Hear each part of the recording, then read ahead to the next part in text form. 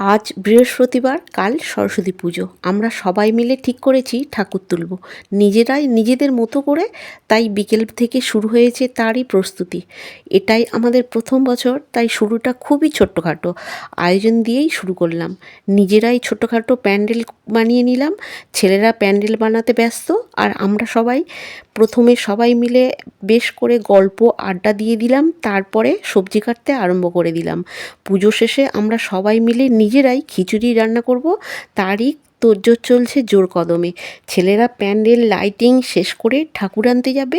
আমাদের সবজি কাটা শেষ, আর মা সরস্বতীর আগমন করলেন আমাদের রেসিডেন্সিতে।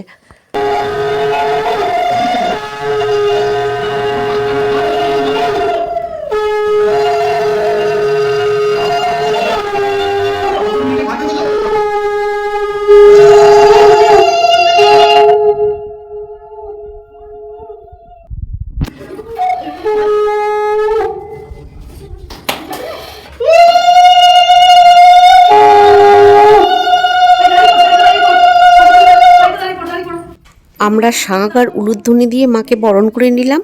ছোট্ট কিউট মা সরস্বতী আমাদের মধ্যে এসে গেছেন। আর এক দিদি আলপনা দিতে শুরু করলো, কারণ কাল খুব সকালেই পুজো আরম্ভ হবে। আর বাচ্চারাও মায়ের পাশে দাঁড়িয়ে ফটো তুলে নিল।